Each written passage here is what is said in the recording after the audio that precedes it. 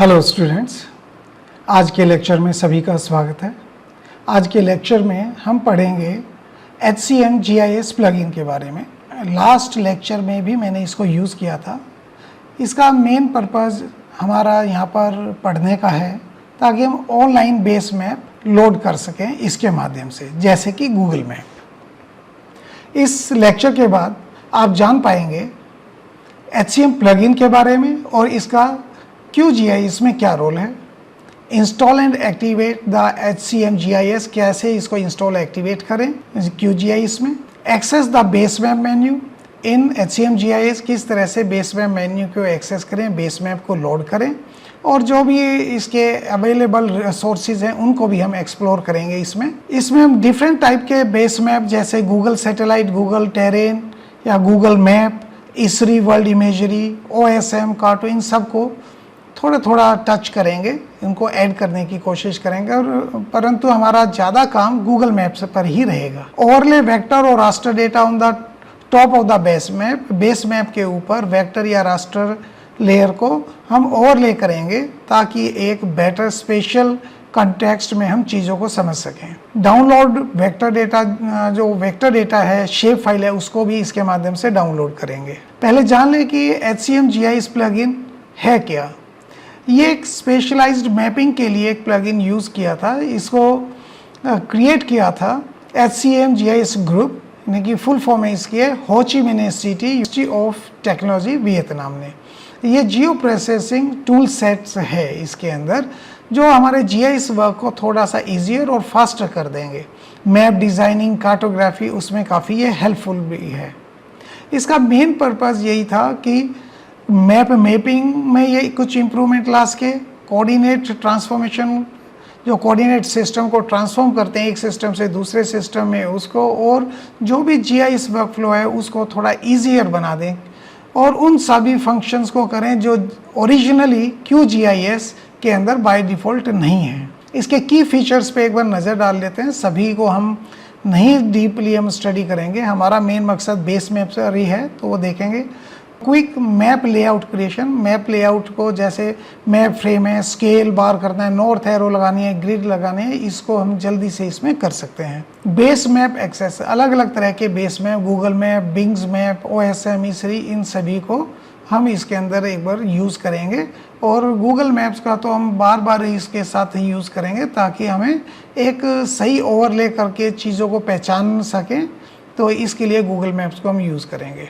Coordinate conversion, एक coordinate से दूसरे कोऑर्डिनेट में अगर कन्वर्जन करना है तो भी इसकी मदद से हम कर सकते हैं। ड्राइंग एंड एनोटेशन टूल्स, कहीं पर एनोटेट करना है, कुछ शेप ड्रॉ करनी है मैप पर, मैप प्रेजेंटेशन में, लीजन में कुछ है, तो इसकी मदद से वो भी कर सकते हैं।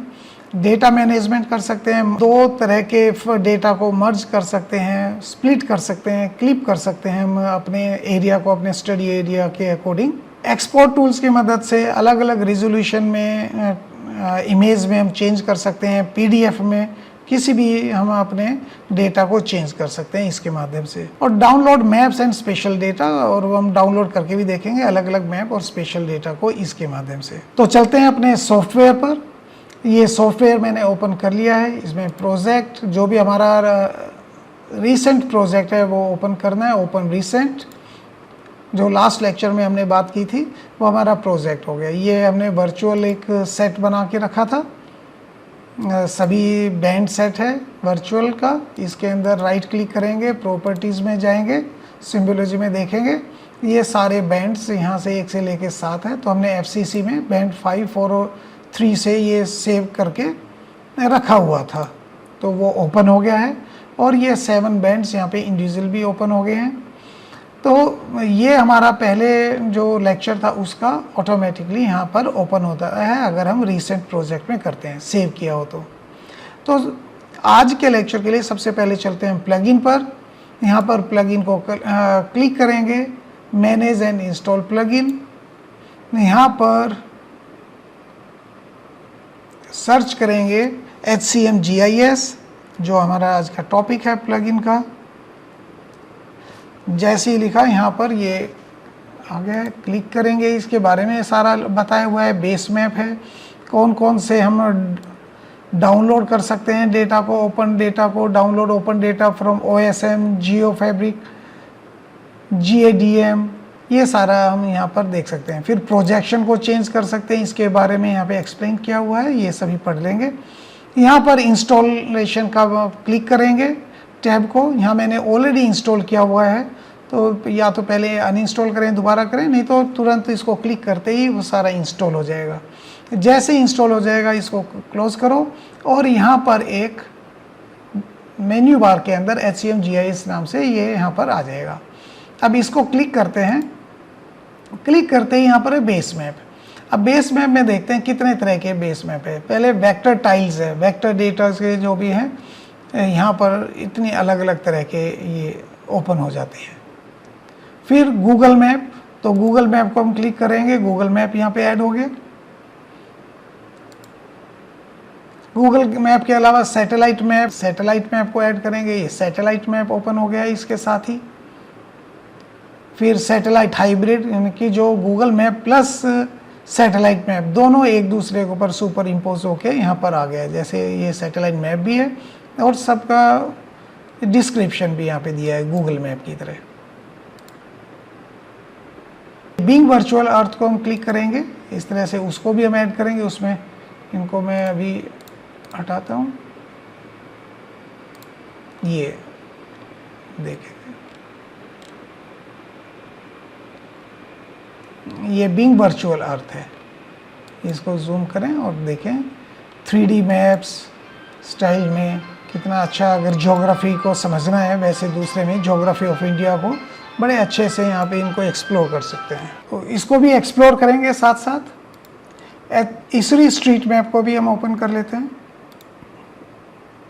ये इसरी सभी सिटीज़ के बिल्कुल स्ट्रीट मैप वहाँ पे हमें मिलेंगे इसमें। अब हम अपना जो डेटा था उसको लेके आते हैं। अब ओवरले एनालिसिस करके हम चीज़ों को अगर पहचानना है उसके लिए बड़ा इजी रहेगा। सबसे पहले तो गूगल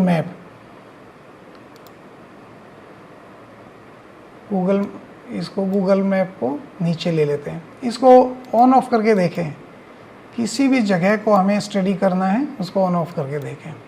ये पोर्शन देखें, ये ब्लैक कलर का वाटर हो सकता है, ये बिल्ट अप एरिया, और रेड में ये वेजिटेशन क्रोपलैंड, ये सारे आसपास सैंड कलर में विलेजेस। अब यहाँ देखें, इसको हटाते हैं, ये देखें, ये सुरल कालान, ये गांव है, यहाँ देखें इसको। ये यहाँ पर थर्मल पावर प्लांट वगैरह कुछ ये हैं, यहाँ पर थर्मल पावर स्टेशन। तो वहाँ पर पानी वाटर टैंक्स होंगे ये इसमें। हालांकि वो वाटर टैंक तो यहाँ नहीं लिखा हुआ, परंतु यहाँ से हमें ये पता चल रहा है वाटर टैंक्स। गूगल सैटेलाइट को भी अगर ऑन कर लें, ये देखें, गूगल सैटेलाइट को ऑन करते ही यहाँ पर ये वाटर टैंक्स यहाँ पे नज़र आ रहे हैं। अब गूगल सैटेलाइट्स के अंदर ये बड़ी हाई रेजोल्यूशन इमेजरी है। ये देखें, थर्मल पावर प्लांट, यहाँ धुआं निकलता हुआ, ये चिमनी बनी हुई है, और ये कूलिंग के लिए ये पानी का यहाँ स्टोरेज है। हमें ये इस तरह से दिखाई देगा अपना 30 मीटर रेजोल्यूशन में। ये गूगल सैटेलाइट तो बहुत हाई रेजोल्यूशन में है, यहाँ पर हमें इस तरह से। तो यहाँ पे चीज़ों को पहचानने के लिए कभी तो गूगल सैटेलाइट की भी ज़रूरत पड़ेगी, कभी हमें गूगल हाइब्रिड की भी ज़रूरत पड़ेगी। यहाँ पर जहाँ लिखा भी मिल जाएगा कौन सी जगह है यहाँ पर, और साथ में सैटेलाइट इमेज भी मिल जाएगी हमें। वर्चुअल, ये बिंग वर्चुअल अर्थ से देखेंगे, ये वर्चुअल अर्थ का है, यहाँ से देखेंगे। कभी इसको ऑफ करेंगे, इस तरह से चीज़ों की पहचान करेंगे। ये कई जगह हमें गूगल अगर सैटेलाइट की इमेज नहीं मिलती है तो वहाँ पर बिंग वर्चुअल अर्थ की भी ले सकते हैं। तो हमारे पास बहुत सारे ऑप्शंस हैं। बस कहने का मतलब ये है, सभी को हम बारी बारी से यूज़ करके देख सकते हैं, कहीं पर भी कोई भी कन्फ्यूजन होती है तो। इसरी स्ट्रीट मैप को अगर देखते हैं, यहाँ पर ये जो भी स्ट्रीट मैप है सारा यहाँ पर देखें, विलेज रोड, अंदर के रास्ते सब यहाँ पर दिए हुए हैं। हम चंडीगढ़ का देखते हैं, चंडीगढ़ के मेन सेक्टर, फिर सेक्टर के बीच के सारे ब्लॉक्स, बीच की ये सब रोड्स, ये सब यहाँ पे इस जूम के बाद डेटा अवेलेबल नहीं है, यहाँ तक ये सारा डेटा अवेलेबल है। ये स्ट्रीट मैप है। हम जब भी हमें कोई भी काम करना है तो इस तरह के ओवरले पहचानने में ओवरले एनालिसिस करके कर सकते हैं। हमारे तो देखो ओरिजिनल उसकी पिक्सल फट रही है, इतना जूम करने के बाद इतना ज़्यादा डिटेल डेटा नहीं है इमेजरी में, परंतु यहाँ पर काफ़ी डिटेल डेटा हमें मिल रहा है इधर। तो कोई भी चीज़ को, छोटी छोटी चीज़ को पहचानने में ये बड़ा हेल्पफुल है। तो इनको सभी को यूज़ कर सकते हैं। बात करते हैं सेकंड पे, अगर आते हैं डाउनलोड ओपन डेटा। अब इसमें इतने सोर्सेज से हम डाउनलोड कर सकते हैं ओपन डेटा को। एक मैं दिखाता हूँ, कोई भी global administrative area by country, इसको कर सकते हैं। Global administrative area by the WOF download data करना है। इससे जो एडमिनिस्ट्रेटिव एरिया है, एडमिनिस्ट्रेटिव बाउंड्री का सारा डेटा इससे करने की कोशिश करते हैं। यहाँ पे कंट्री सिलेक्ट करनी है, इंडिया। लेवल ऑफ डिटेल 4 तक यहाँ पर डेटा अवेलेबल है। सेव करना है, यहाँ पर एक फोल्डर बना लेता हूँ।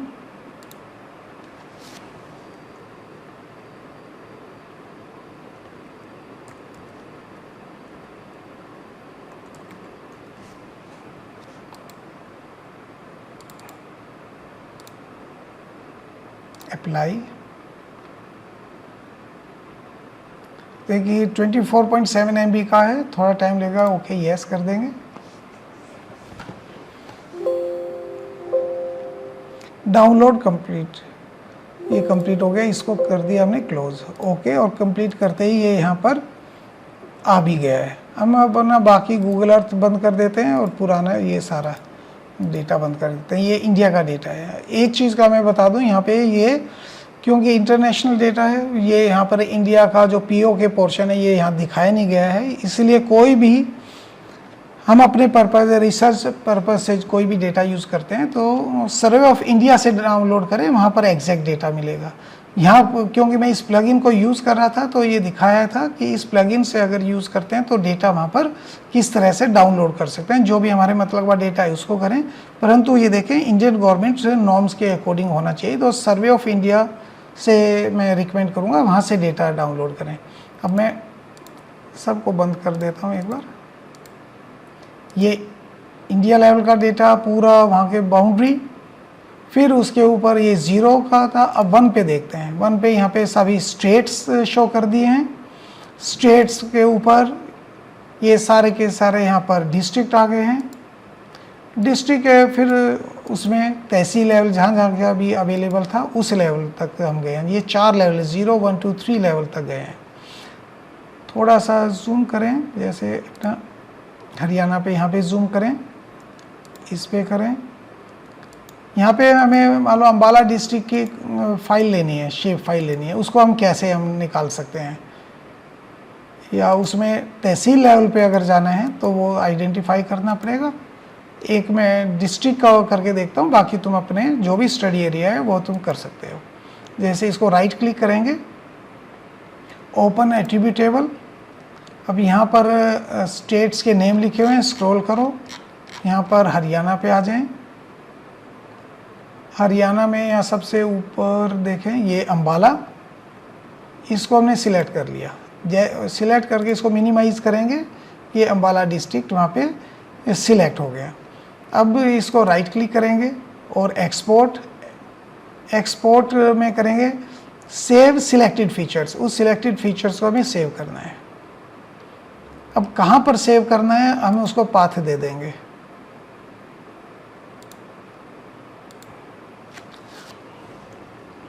यहाँ पर एक अपना फोल्डर बना लेते हैं।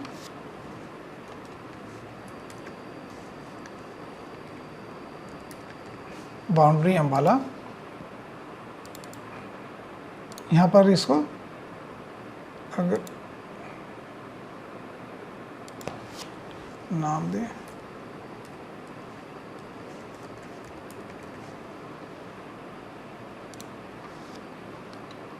यहाँ पे एक CRS भी देख लें, ये WJS84 है, जबकि हमारा UTM पर है सारा का सारा काम। तो यहाँ पे CRS जरूर कर लें, नहीं तो बाद में दोबारा एक्सपोर्ट करना पड़ेगा अगर CRS सही नहीं हमने चुना। तो इसको UTM Zone 3 करके इसको ओके कर देंगे। ओके करते ही ये यहाँ पर ऐड हो गया मैप, अम्बाला का मैप। इसको हम अब ऑफ कर देते हैं।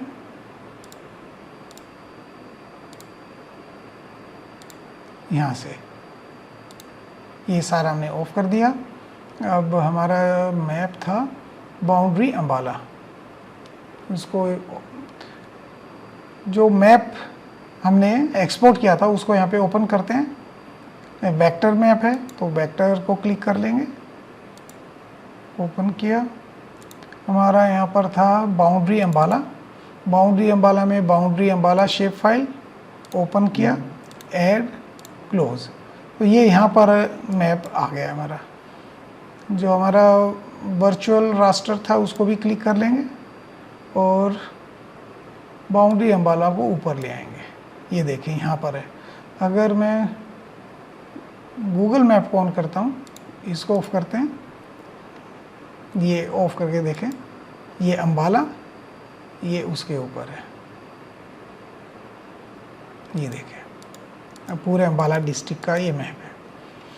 पहले भी मैंने जो सर्वे ऑफ इंडिया की वेबसाइट से पहले लेक्चर में भी बताया था किस तरह से यहाँ पर मैंने डाउनलोड करके एक्सपोर्ट किया था, वो भी हमारे पास फाइल है, उसको भी मैं ऐड करता हूँ। फिर देखते हैं दोनों में कंपैरिजन करके क्या ये बिल्कुल ठीक है या कुछ चेंजेस हैं। ये अम्बाला बाउंड्री के नाम से हमने पहले किया था, अम्बाला डिस्ट्रिक्ट, ऐड, क्लोज। अब ये देखते हैं यहाँ पर, इसको ऊपर लेके आए। कुछ पोर्शन है, ये हो सकता है इनका पुराना डेटा हो, कुछ तहसील यहाँ से काट के दूसरे एडजॉइनिंग डिस्ट्रिक्ट में शिफ्ट कर दी हो। एक तो ये फ़र्क है इसमें, थोड़ा सा ये नीचे का पोर्शन इसमें नहीं है, और ओवरले में भी कुछ हल्की सी दिक्कत है। तो इसलिए मैं कह रहा हूँ सर्वे ऑफ इंडिया का डेटा ही यूज़ करना है, परंतु कोई और डेटा कहीं का नहीं मिल रहा हो तो फिर इसके ऊपर जाना। तो इस तरह से हम डेटा को अपना डाउनलोड भी कर सकते हैं शेप फाइल में, और जो भी इतने सारे ओवरले एनालिसिस कर सकते हैं, इतने सोर्सेज से हम उसको देख के अपना स्टडी एरिया को एक्सप्लोर कर सकते हैं और चीज़ों को आइडेंटिफाई कर सकते हैं। आज के लेक्चर में इतना ही, मिलते हैं नेक्स्ट लेक्चर में। Thank you.